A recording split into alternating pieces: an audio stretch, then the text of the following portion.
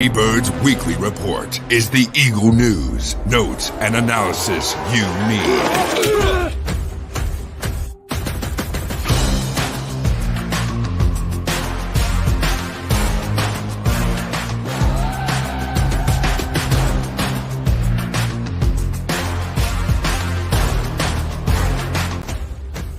He's going to go.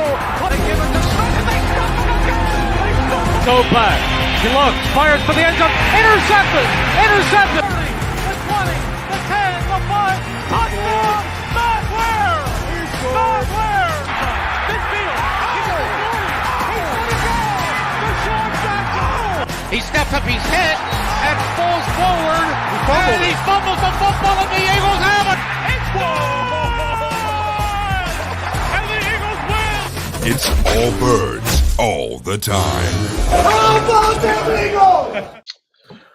Welcome, guys, to another episode of All About the Birds. Today, I am joined by special guest, a good friend of mine, Ari Meirov. OGs know him as the My Sports Update. He's grown into being one of the best NFL insiders. He's with the 33rd team.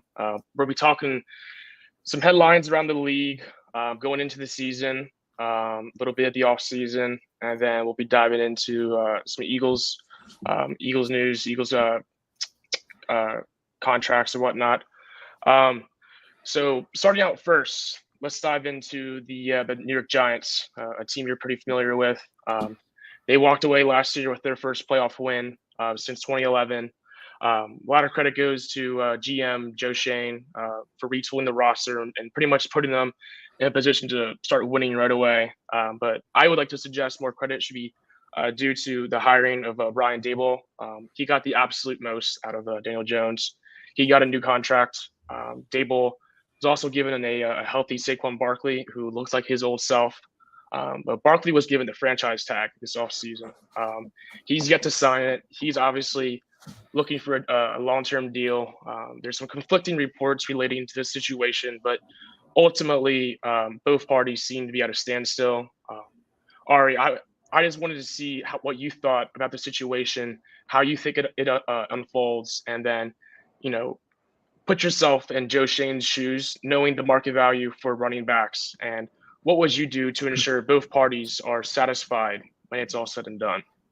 Yeah, I mean, it's a very tough one. And first of all, Kendall, thanks for having me on. I mean, it's great to be on with you. But Thank you. this is a very interesting one because the Giants, of course, you mentioned their year last year, a phenomenal year. I'm in New York. The city was finally revived from all the bad football. Saquon looked like Saquon. Daniel Jones looked like a franchise quarterback. And it was time to pay all these guys. And he's paid Daniel, he's paid Dexter Lawrence. And then you have Saquon, who arguably was like the most important piece out of all of it, and he's still waiting for a contract. And I can tell you this much: when he was franchise tagged, he was happy that Daniel Jones got paid, but he was upset that he was the one left out with a franchise tag. And as a running back, this. I mean, you don't have that much tread on your tires. You want to make sure you get that second contract as soon as possible, like Zeke did, like Todd Gurley did, like Christian McCaffrey did. And he's already played 5 full years.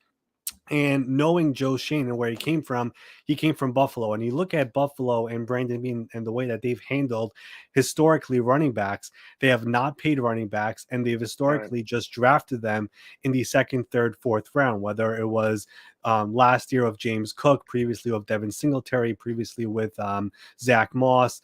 So they always draft those running backs in the middle rounds and try to get as much production as possible while paying them very, very little. So how do you balance out the Saquon Barkley situation where he is, when healthy, a very special running back, the running backs that do get paid? And that's really been the sticking point up until now, where the last offer was more of a contract offer that would have paid him about 12, 13 per year, but the guarantees weren't that high. And for Saquon, you're like, I need protection here for at the minimum 2 years, which is what a running back gets. So that's really where the sticking point is right now. And the difficult part will be once training camp rolls around, the new CBA makes it impossible to hold out. And that's going to be where it becomes really interesting to see how Saquon plays this. If there's no deal done by then then that's where it becomes really, really interesting and ticky-tacky, because everyone knows Daniel Jones was great last year, but this offense still runs through Saquon Barkley. So that's going to be really the point where it becomes really interesting. And does Saquon ultimately settle on a contract? And you know what? Says, you know what? Let me get whatever I could right now, and we'll move on, because playing for just $10 million isn't worth it for me after playing 5 full years in the NFL already. Right. And it's been shown how pivotal he is to that offense. I mean, Daniel Jones thrived last year. He's at his best, but it's clear that offense essentially goes where he goes. Transitioning to another player who's looking for a new extension, and that is quarterback Joe Burrow. He spoke to the media on Tuesday, and he was asked about his contract talks with the team. And Ari, you tweeted this out Tuesday afternoon. Joe said, "You've got to have good players. I mean, it doesn't matter how good your quarterback is. If you don't have good players around him, you're not going to be a good team." And that's fascinating for many reasons. Clearly, Burrow isn't oblivious to his teammates wanting new contracts. Players such as T. Higgins is due for an extension. Jamar will be getting paid probably next offseason. So Ari, how doable do you think it is for GM Duke Tobin to be able to keep offensive pieces around Joe, but also keeping him locked up for the long term? Yeah, I mean, I think this one is probably.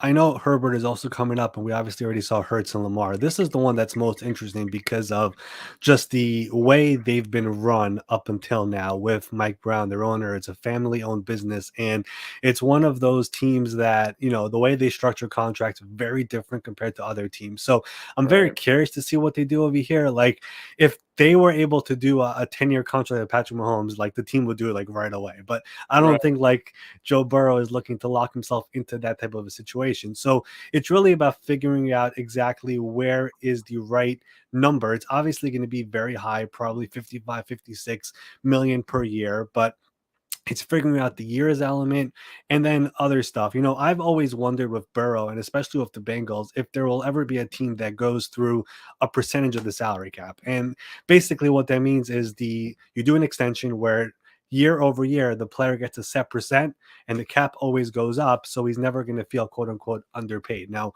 when Patrick Mahomes did his 10-year deal, I thought he would do it, because if you're locking yourself up for 10 years, after 2-3 years, your contract is going to be devalued. And we see how Patrick Mahomes is already, 7th or 8th, and eventually be 10th in the league in terms of average annual. And, to keep it frank, the Bengals and their owner, Mike Brown, he is the one owner who just doesn't give a darn what other owners do. So if there is a team who could do it, maybe it's them. And the way Burrow spoke the other day kind of made me feel like maybe he has something up his sleeve. I'm not really sure, but I can tell you this much: his agent is from a company called WME, and they are the type of agents that have always tried to get the most out of every deal. Like, they have the same agent as Nick Bosa, who's up for this year, but Joey Bosa, if you remember a couple of years ago with the Chargers, family-owned team, they literally took every possible dollar to the very last minute before training camp to get that deal done. So I'm really trying to figure out over here, how much does the player, his voice matter here, and how much does the agents are like, you know what, you're a special quarterback. Cincinnati has not had this forever. We're going to do like a 4-year traditional deal, get every possible dollar. Or is Joe going to say, T has to get paid, Jamar has to get paid, Logan Wilson on the linebacker has to get paid, DJ Reader needs a new deal, Trey Hendrickson needs a new deal eventually. So I'm going to take something that will make it more team friendly. I think that balance over here is going to be interesting. And Joe kind of opened some eyes when he said what he did the other day. Yeah, I'm fascinated to see how that unfolds. I wonder if it comes down to, hey, listen, you got to keep either Jamar or T. You got to choose one. We'll see how that unfolds, but I would imagine he would probably stick with Jamar. That's a safe bet. Moving on to another GM that has a lot of pressure to get things done, and that is Rams general manager Les Snead. The Rams are one team that I don't think has been talked about nearly enough this offseason. They have had a Super Bowl hangover, collapse, whatever you want to say, second to none. From being Super Bowl champions and to pretty much being the odds-on favorite to get back there, and then you lose your star quarterback and your star receiver to a season-ending injury. You missed the playoffs, and then you have Sean McVay considering going to the broadcast booth again. You have Aaron Donald, putting out in his bio that he might retire again. Jalen Ramsey gets traded. Leonard Floyd gets dumped. I mean, I could go on. It's been a collapse second to none. But when I look at this team on paper, this is not a playoff team. I mean, even with a weakened conference, I mean, this team has just imploded. And when you have guys like Matthew Stafford, Cooper Kupp, Aaron Donald, it's like you want to use those guys now and you want to get the most out of them. But Ari, what do you think their objective is going into this season? And do you think they're going to be able to clean up this mess? And is there even a short-term solution to this? Yeah, I mean, you make a good point that from a team that was in the Super Bowl and won the whole thing 2 years ago to where they are now, where I think they got 2 primetime games only, which is just a crazy turnaround with the way the NFL is looking at them. So yeah, it is a big difference. And I don't know if you remember this, Kendall, but it was like around March, I don't know, 2025, somewhere in that area. Their president, Kevin Demoff, put out a statement, and it basically said, we know our fans are a little disappointed. We didn't do much in free agency or whatever, but he basically admitted that they're taking their medicine this year for all their all-in approach they've had over the last couple of years, and they won a Super Bowl. Right. And this is the year where they're basically taking all the dead money and they're going to take all the medicine now, and they're going to bring in all these young rookie players. They had double-digit draft picks, signed 20-plus undrafted free agents, and they were lucky to get Sean McVay back. But that statement was like a very weird one. It was like admitting that we're probably not going to be good this year. It's like you're talking to their fans. But the way he said it was the ultimate thing was basically, we're going to take all the dead money hits this year. We're going to take our lumps this year, and eventually come next year, we have all our draft picks. They have all their first-round picks. They're going to have all their cap back to the way it's supposed to be. And this is the year where it's going to hurt. So they're kind of preparing for a bit of a difficult year. But the thing is, I truly believe this. If you have a really good coach in the NFL, you always have a chance. And Sean McVay is one of the better ones in the NFL. They keep on saying Matthew Stafford is healthy, and maybe he is. But the way it ended last year, it was a pretty scary, spine, concussion, back type of a thing. And for a guy of his age, a guy who has had a plethora of injuries in his career, most of which he has played through, it is a little bit scary. And, their backup situation right now is, I know they drafted Stetson Bennett, and they have, I think Brett Rippon is like the veteran they signed, but it's not a great situation to say the least. But they have 3 core players there. I mean, you mentioned them. It's Stafford, it's Kupp, it's Donald, and everyone else. Like, they're truly, truly banking on a lot of young players coming through. So I think this year is more of figuring out, all right, who of these young players are actually future building blocks for us? Keep in mind, this is a team during that Super Bowl run. The reason why they were good was, they had a lot of really A-plus players, but they also had a lot of these young players drafted in rounds 3, 4, 5, 6 who were contributing. So this year was more of, let's stock up on those picks. Let's stock up on all these undrafted guys. And I think this year will be about figuring out which one of those players are meant to be here in 2024 when we restock once again, and you'll see them making those first round trades again for veteran players, and they're once again going at it. So this year was more of a off year of going all out. They're taking all the dead money now. They'll see what they can do on the field this year. Come next year, we'll have the Rams that we know of when it comes to the business side of football. Right. And then 2 things to follow up that came to my mind. They have a first round pick next year for the first time in a while, right? First time since they picked, which is very fascinating. Yeah, because the season doesn't go as planned. We have an aging quarterback. I know a couple of pretty good quarterbacks next year that's going to be out there for the pickings. And then they went from, if I might be mistaken, but they might have went from like one of the older rosters to one of the youngest, just like that in the offseason, because they had a good haul of rookies come in, right? I think from all the teams, when you include undrafted rookies, they brought in the most. I think it's nearing 40 players they brought in, which is an insane amount. Yeah, they signed a ridiculous amount of undrafted guys, and they drafted in the double digit somewhere amount of players. So they brought in a lot of players, and they're trying to figure out who are the guys we're going to have this year and obviously in the future as well. Right. And I'm sure Leslie doesn't regret his comments. I mean, you won a Super Bowl. I'm saying that every single day of the week, if I can win a Super Bowl, and I'll suffer from the consequences later, as they're doing now. Staying in the division, the NFC West is likely going to be a 2-team race between the Seahawks and the 49ers. The 49ers have a mess of their own, but for good reason.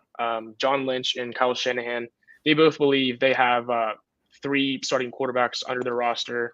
Brock Purdy and Trey Lance are both 23 years old. Sam Darnold turns 26 in a month.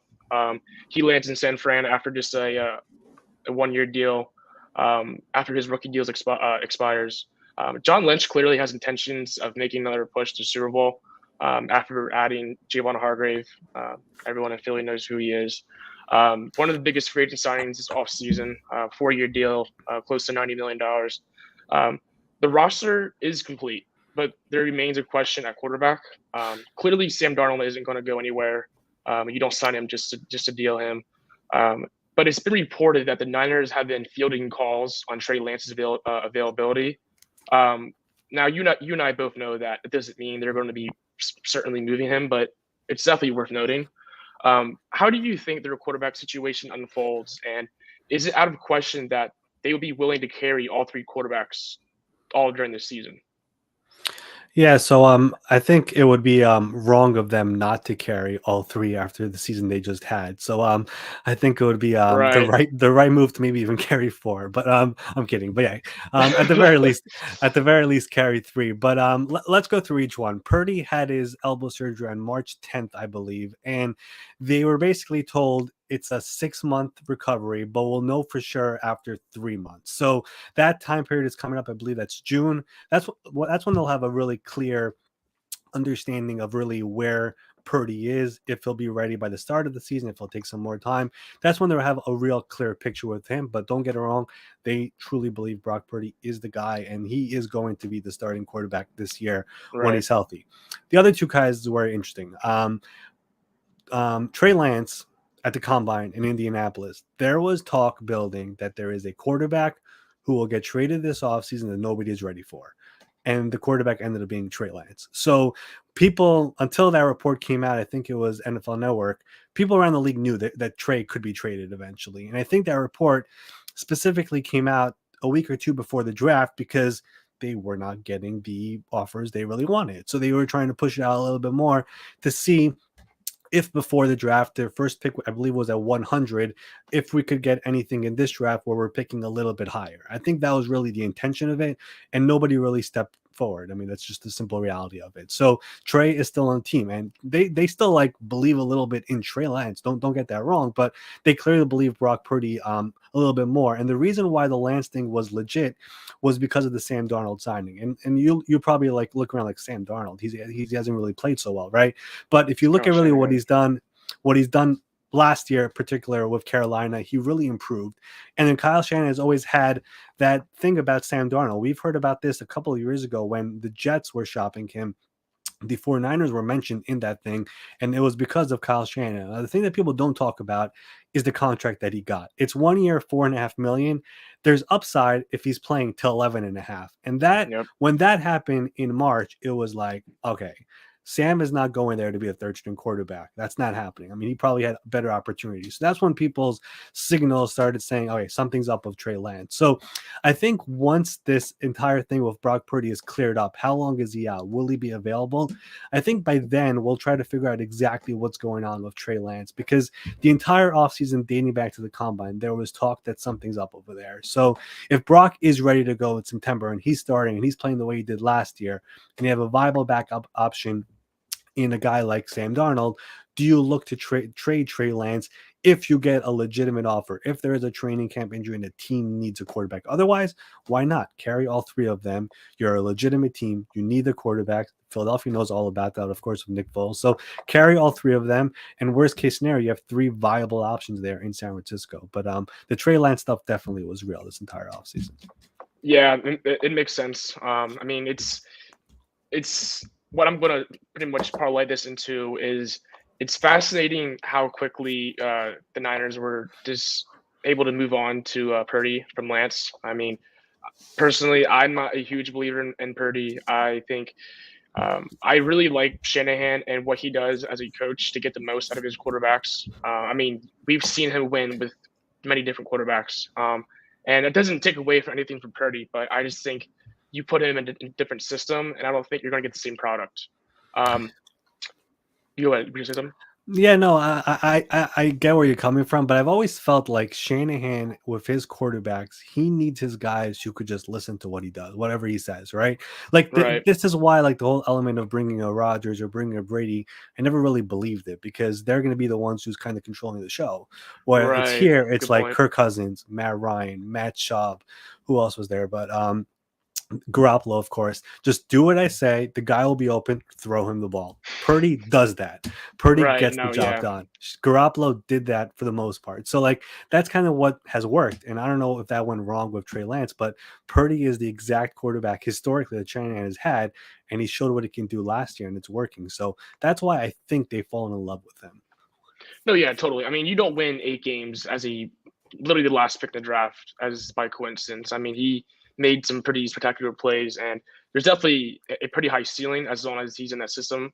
But to parlay that into the next point, we're going to jump into the quarterbacks and the draft.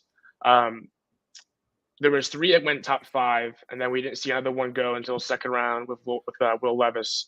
Um, I know you are well aware of how much has changed in regards of teams' patience with young quarterbacks and being willing to just move on so soon. A good example of that could be Trey Lance. I mean, depending on how that unfolds, Malik Willis with Tennessee. I mean, when you take Will Levis, clearly there's some doubt. I don't. I honestly would be surprised if they walk into training camp. I mean, walk into the season with 3 quarterbacks on the roster. We'll see. But when you look at these quarterbacks drafted and the situations they've been put into, do you think teams need to see early success in order to stay committed, or will these general managers be willing to stay a little bit more patient, unlike the other general managers we've seen the past couple of years? It's a great question, and I think the problem here with that is more of just if you're taking a quarterback and they were taking this year, what, 1, 2, and 4, if you're taking them there and they flop, the chances of you sticking around is probably unlikely, right? Like Joe Douglas was, I guess, lucky that Zach didn't work, but all his other picks have worked, like Sauce and Garrett. So he's getting Right, another chance with Rodgers. right, If you look at the guys picking, Fitterer, of course, has gone through the quarterback carousel already.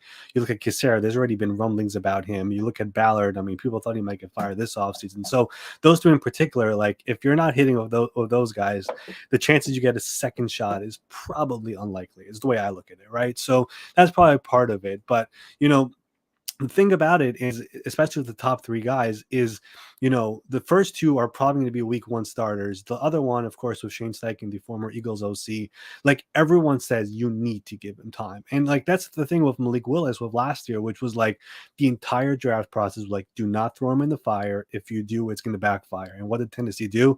They threw him in the fire, and it backfired, right? So like I don't know if right, you can really blame Malik for that. So I kind of worry about that with Richardson, where it's like the fans are going to be screaming for him, but there's a reason why they signed Gardner Minshew, who of course was in Philadelphia with Steichen. It's like, let him get the early stuff, let him start the season. You guys are probably not going to be that competitive this year where we're talking about Super Bowl or anything. Let Richardson grow, develop, learn what the NFL game is about, figure out the Shane Steichen offense, and then from there, week 4, 5, 6, put him in. So I kind of look at right, it where the teams have to be smart when they're putting in, because there used to be a time, Kendall, like 20 years ago, where sitting a quarterback was normal. You know what I mean? Like it was a normal right. thing. Carson Palmer was once the number 1 overall pick and did not play his entire rookie year. Like, could you imagine Bryce Young not playing an entire year? That would be insane Yeah, nowadays, right? So right, there's an element of that also. But these teams have figured out something where we're putting him right away, and hopefully it works out. But from all the quarterbacks, I guess let me just say one more thing. Bryce Young, where he was drafted number 1, I probably like his situation the most simply because for the first time I've seen a team do this where the Panthers went into this offseason realizing there's a salary cap on players, there's no salary cap on coaches. So they basically said, we're going to put together like an all-star coaching staff, and we're going to get the number 1 overall pick. And when he comes here, he's going to be brought into a perfect situation coaching wise. And that's right, what they did. Frank Reich was hired, former quarterback, former OC, former head coach. Josh McCown, former NFL quarterback, is the quarterback's coach. He basically never wanted to take an assistant job. Clearly the money worked over there. Jim Caldwell basically said, I'll never take a job unless it's a head coach. He's a brilliant offensive mind. All of a sudden he's on the staff. Thomas Brown is the offensive coordinator. Thomas Brown, rising star on Sean McVay's staff in LA. They lured him to Carolina to become the OC there. So from a coaching staff standpoint, I don't think anyone is getting a better situation than Bryce Young. He's walking into an organization that literally has former quarterbacks in McCown and Reich who are literally going to be with Right. him every single day throughout the process. So I like Right. his situation the most from the rest of the crop. So I have to ask this, and I knew everyone said how his size was a concern coming out of college. I didn't really notice like how small he was until that Brian Burns picture came out. And I know there was one that was photoshopped, but that picture him next to Brian Burns, I was like, oh my gosh.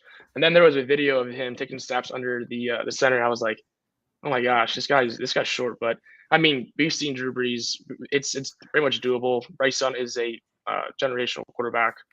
If there's a quarterback that's going to be able to do it, it's him, and that's the reason why he went number one overall.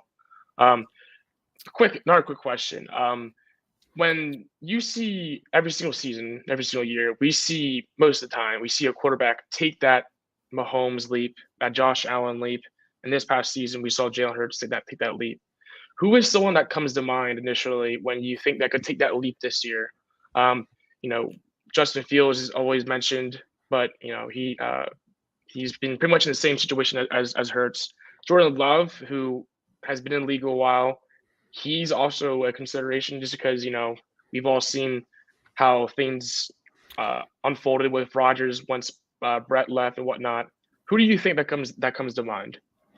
Yeah, I think you mentioned a couple of good ones. I mean, Fields, everyone mentioned. I think the one that no one really talks about is Kenny Pickett in Pittsburgh. And he kind of ended last year off on a really good note. They almost made the playoffs. They had a couple of really good comeback wins. I know the one that comes to mind right away was the Raiders game on a Saturday night. That was an awesome game. Yeah, so like he finally settled in, and then you look at really what they've done this offseason. It's been a bit quiet because it hasn't been like gigantic money, but it's been just adding more offensive linemen. Of course, Isaac Seumalo from Philly to Pittsburgh was a big one for them. Jason Kelsey the other day basically mentioned he's the smartest offensive lineman I've ever played with. I think was the quote that he put out there, or the smartest guard I've ever played with. But yeah, adding him was a big deal, and of course, the weapons in Pittsburgh is already like good. I mean, of course, George Pickens last year had some insane, ridiculous catches, and obviously going into year 2 will be great. Deontay Johnson was good. They drafted Darnell Washington, who I know has some knee concerns, but if he's healthy, he could be something in there, along with Pat Fryermuth. Najee Harris in the backfield, end of the year, started to come together after dealing with a really bad foot injury the entire year, which people didn't realize how bad it was. So I think the offense there is good. A lot of people will talk about the OC, Matt Canada. A little bit of a bumpy year for him last year. People wanted him out, but Mike Tomlin is one of those guys who believes in continuity. And he's like, I have a quarterback. I'm going to keep the guy over here, the guy that he knows, and we'll make it work and we'll figure it out. So I think people aren't talking enough about Kenny Pickett. Now, is he going to take that Patrick Mahomes leap? I don't know. But is he going to take that leap where Pittsburgh is going to be in next year and we'll be talking about them in week 14, 15, the way we are every year?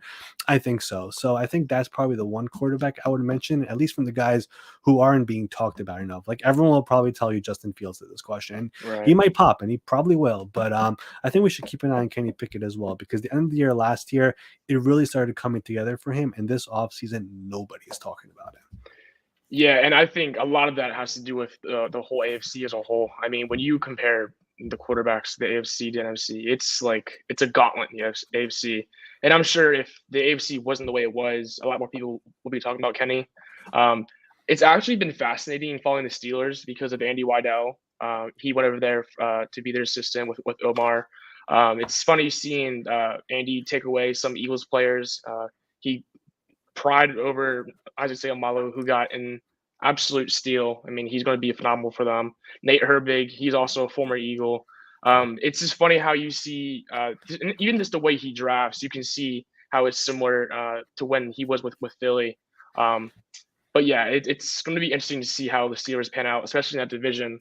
Ravens, I think they have a real chance of taking that division. I love what they're doing this offseason. Obviously, that was a whole situation, but they figured out EDC. He's one of the better in the league, and that division is going to be brutal. And luckily for both of us, we're NFC fans, and we don't got to deal with that mess. So, alrighty, let's move on to the Eagles. Looking at them, Howie Roseman just continues to separate himself from everyone trying to chase him, in my opinion. He's just one of the best, if not the best, in GM in the league. We won't dive into the specifics of their offseason just because if you're watching this, you probably already know what's unfolded. Anyways, Ari, I don't think you and I have ever had like a negative conversation regarding Howie. I mean, even before like the Wentz breakup, like uh, that like that had to be done, and like we both understood the vision behind it. And it feels like ever since that mistake with like Rager and like just how they went from Super Bowl champions to making the playoffs those 2 years after, and then having that 4-12 season. From that point on, it feels like Howie just can't do anything wrong. But with that being said, it's been shown so many times how hard it is to get back, how hard it is for Super Bowl losing teams to get back to the big game. Do you think Howie has done enough this offseason to ensure that they'll be the favorites to get back there in the NFC? I mean, there's not too many people in their way, but again, the hangover is real. And do you think they have enough? I mean, it's hard to say they haven't. And shout out to you. I mean, you've been the guy who's been side by side with Howie even through the that torture time that was there after that 4 and He's the 12 year. man. But yeah, I mean, he has really. I mean, he's proven that he kind of gets it, and it's a poker match, and he knows how to figure it out. So he's done a great job, and I think Eagles fans are finally really coming together and understanding. Okay, we have somebody special here, and we should probably appreciate what we have. So Right. yeah, I mean, he's done a great job, and the thing that I think I really appreciate the most is the forward thinking that he has. I mean, I think he realized last year the amount of impending free agent that they had coming up this year, and basically was ready to get their replacements last year. When we talk about Jordan Davis, and we talk about Jurgens, I know was meant for Kelsey, but I guess he could fill in to Malo as well for this year if they want to do that. Of course, Nakobe Dean, I think, just fell into their laps. He most likely is going to start this year because TJ Edwards is no longer there. So understanding kind of the forward thinking behind all of this is great. And then just the draft pick maneuvering that he's done has been, it's not even close, like the best out of any GM in the NFL. Like it's not even close, honestly. I mean, the obviously losing that week 17 game on purpose, let's just say the way it is, against Washington, got them the higher pick, which ultimately helped them move down and get extra picks with, I think it was Miami. Right. And then they've turned it into multiple trades and multiple players, where it was Devontae Smith, and eventually last year there was obviously New Orleans, there was the AJ Brown trade. I mean, just that one little thing eventually turned into having enough future capital in all these years where you could still literally make the Super Bowl and then be picking 10th. I mean, it's insane. Like, when has that ever happened? So, Right. you know what I mean? So there's a lot of forward thinking that Howie has done, where the roster, even though we have outgoing players, we have incoming players who are younger in the important positions where we are still going to be fine. Now, you have to obviously hope that those players ultimately hit, because I guess I'll give you a good example. When San Francisco made the Super Bowl, that was right before COVID against Kansas City, they had to pay DeForest Buckner, and they couldn't, right? So they ended up Right. trading him for the 13th Right. pick. With that pick, they took Javon Kinlaw. Kinlaw busted. So Buckner obviously is still awesome, but they couldn't pay him. So you're kind of banking all these players you're replacing with them that they're going to be at least, I don't know, but as good, but at least, fill in a way where we'll be fine. So I guess that's probably the one thing that I'll be concerned about. But other than that, I mean, I don't know how you can complain about really what he's done as a roster. And then on top of that, the fact you're in the NFC and not the AFC, where it's, as you mentioned, chaos over there. And the NFC, it's hard to really figure out who is the second quarterback right now behind Jalen Hurts. The quarterback is what matters. Eagles have one, and they have the best one in the conference, and it's not really close. So I think they are the favorites in the NFC. I know every team is going to be hunting for them because of that, but it's hard to look at the Eagles right now and not say they are the team to beat in the NFC. It's just impossible. Right. And I think you make a good point about Howie pretty much having that forward thinking. I think that's where he kind of took a big turn, especially drafting wise, is when he wasn't drafting for need. You draft for what's best available, or something that's going to benefit you down the line. Ever since, again, I keep referring back to the Raiders situation, but ever since that pick, I mean, he has been killing every single draft. He took Landon Dickerson 2 years ago, and everyone was like, "What is he doing? We don't need him," or saying injury history. Now he's one of the best guards in the league, and he's going to be getting a huge deal next season. It's very fascinating, and it's interesting how he also with the draft capital movement. Everyone likes to bring up the whole Saints trade, but this one, the past previous draft, not a big deal, but he took 2 7th round picks and essentially traded it for Tampa's 5th, which is essentially is going to be like a late 4th. So he literally does that every single draft, and it just always makes me laugh because when you open Twitter, you'll see like the Eagles announcing the trade, and it's like this is all this guy does during the draft, and he just gets max value for every single situation. I love it.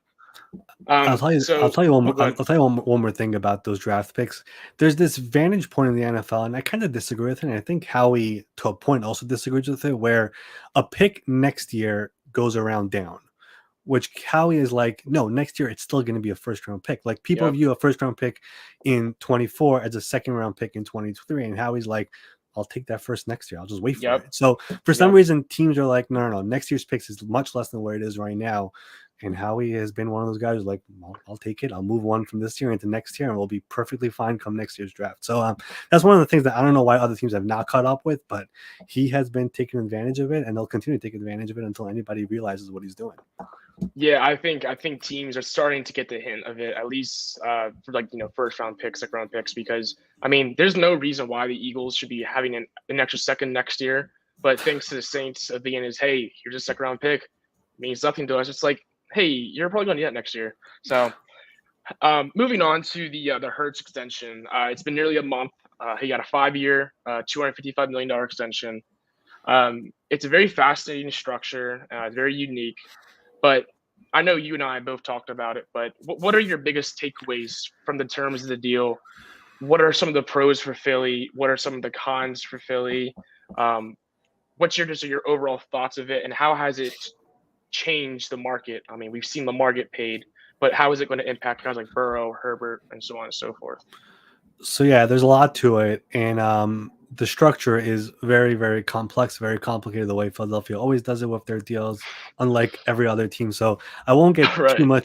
too much into the weeds of the details of just how they structured everything because it is really, really complicated. But I thought going into this offseason, it might sound crazy that from all the quarterbacks, I think the one that had, I guess, second most leverage was Hurts. Lamar had the most. I thought Hurts had second, and Burrow and Herbert were after. The reason I say that is because Hurts, coming off this year, had 1 year left, while let's say Herbert and Burrow have 2 years left on their contract because he was, of course, a second round pick, and there is no 5th-year option. So he could basically go to the Eagles and say, obviously, I just had an unbelievable year. If I didn't get hurt, I was probably MVP. We probably should have won the Super Bowl, whatever. And here I am now, time for an extension. And if you don't pay me now, next year at this time, we're playing franchise tags, and you don't want that. And he would have been right because the Eagles, first of all, it's very difficult to fit a franchise tag number into their cap.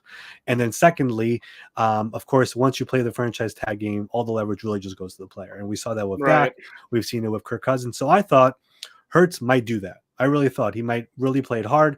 He'll try to get a contract which is very, very player friendly, where the guarantees are strong, the years are low, and he'll take advantage of his situation. But he ended up, and credit to Howie again, he ended up going first before every other quarterback, which means the other 3 quarterbacks going to be chasing him now at 51 a year.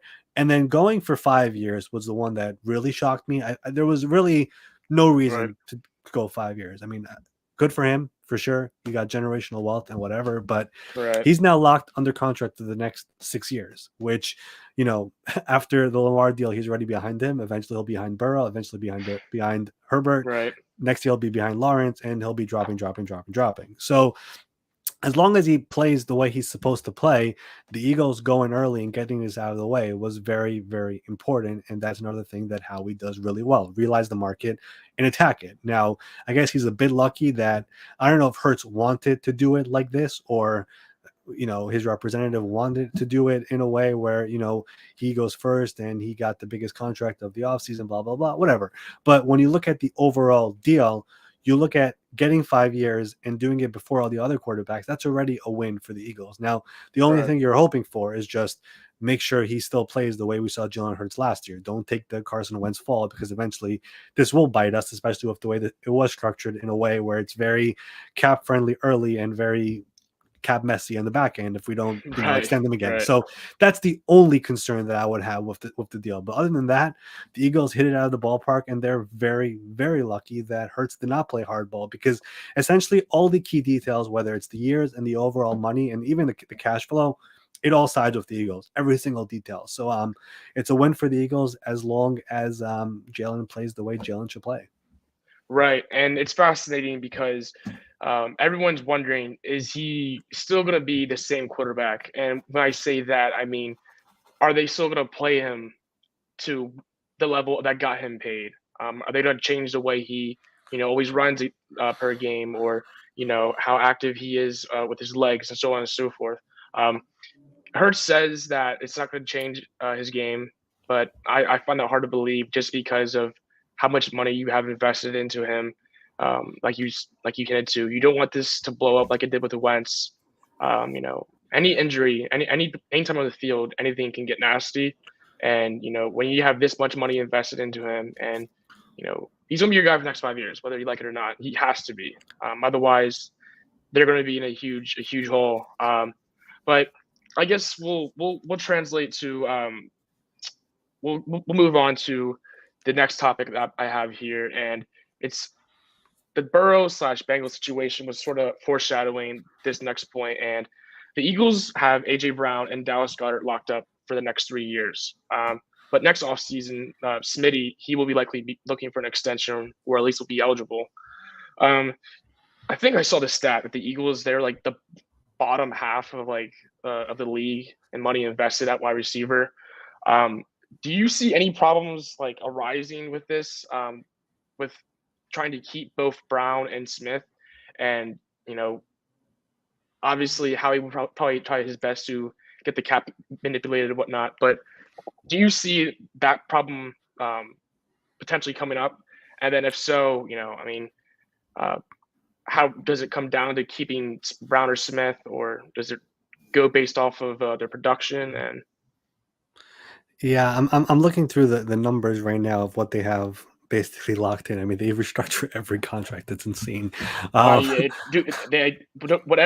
was eligible for a restructure, they did it every year. Yeah, so there's no official out on some of these deals. Let's just say AJ, if they ever had to get to that point. But the thing with Devontae, and I know we're jumping very far with this one, is simply just first of all, they don't have to pay him next year, because he still would have 2 years left on his contract because of the 5th-year option. So they don't necessarily have to do it next year. But knowing Howie does like to get stuff done early before the market keeps on going up. Now, the receiver market, for example, this offseason didn't necessarily spike, because the spike really happened last offseason. So there's an element where if Howie and I don't know which receivers are coming up next year, I would have to look into it. But if there's a plethora of receivers coming up, and he knows the market's gonna keep on going like this, yeah, he'll probably try to get it in early. But otherwise, I could see him probably waiting another year after that to do any sort of an extension with Devontae, unless Devontae plays this year I don't know, Justin Jefferson, and he comes up and says, pay me now or else. So there's a lot that goes on over here. But from all the teams in the NFL, when it comes to doing extensions, the one team that I'm really not necessarily as worried with is probably Philadelphia, because they're perfectly fine doing, for example, very, very high signing bonuses, which some other teams wouldn't be able to do for cap purposes. So when it comes to doing all of that, if they want to lock in a player, they, for the most part, figure out a way to do it. There's a way to figure it out with AJ and figuring it out with Devontae as well, if they want to do that. The team that would be a great example of all this would be Cincinnati. They are much different than Philadelphia when it comes to cash on hand, right? So when it comes to I have to pay Burrow and I have to pay Jamar, then how do I pay T? That was the question going into this offseason. How are they going to give all these guys big money deals and basically give them the upfront money that's supposed to happen? So that was the thing that kind of came up with Cincinnati. That's not really a problem with Philadelphia. They could figure the cash part very easily with Jeffrey Lurie. So for the most part, they'll be fine when it comes to that, as long as they want to pay Devontae. Again, you saw the cap sheet; it's a bit messy. It's hard to figure out, but if Howie wants to get it done, I'm sure there's a way. But they don't have to do Devontae Smith next year if they don't want to do it. So that's probably the bigger picture element to all of it. Probably that I'm sure they have that in mind. Yeah, so those two played phenomenal during Super Bowl. We all know how the Super Bowl unfolded. Last topic I'm going to dive into is I know you can't get into the specifics, but the Jonathan Gann situation. We all know what kind of unfolded, but I guess Philly kind of needs more clarity as to how, like, who was the culprit. It's very interesting situation. I'll let you kind of take over, but give us what you can about that situation in regards of how the whole settlement went about and why that happened and why it could have been different, if that makes sense. Yeah, I mean, listen, I mean, we all saw the performance at the Super Bowl, and then to have this news in particular drop like 5 minutes before the draft, I think there was a reason why it was dropped 5 minutes before the draft. They were kind of trying to make us not realize that this kind of happened. But the way Right. I kind of looked at it, and this was kind of, again, another thing that was circulating a little bit leading up to the draft, it's more of, think about it for a second. Like, the Super Bowl was in Arizona. He was hired by an Arizona team. There was tampering going on. What had to happen that they were that pissed about it? You know what I mean? Something had to Right. happen, because if you remember, Shane Steichen to the Colts was also reported Sunday morning of the Super Bowl. They didn't file charges on the Colts, right? Right. Something Right. something happened with Gannon and the Cardinals that got the Eagles really upset. Now, I don't know what it was. They're claiming it was just a call after the NFC Championship game, congratulating him and saying, "Hey, if you'll be interested, we'll give you a call later," which is not allowed under the rules, but I kind of get the sense a little bit more than that. So there's a Right. reason why the Eagles, and I'm assuming it was Lurie and Bidwell, the two owners involved, were clearly a little bit annoyed about all of this. So I'm not sure exactly what it was, but the fact that Eagles had two different coordinators leave and they only filed tampering on one of them, when the other one, the news actually got out the Sunday morning of the Super Bowl, kind of tells me there was a deeper element to all of it that isn't public right now and probably never will become public, because I know Howie said this is a thing that was handled at an ownership level and we're not going to talk about it anymore. So I think part of the Right. agreement was we won't talk about it publicly and this thing is going to bed. So I think Right. we're not going to know exactly what happened, but the fact nothing came out about Steichen, something came out about Gannon, tells me that there was a little bit more that happened than we know. Right. And I thought that the Steichen thing happened very similar to Tommy too, but I didn't have the exact thing, so I didn't want to make assumptions.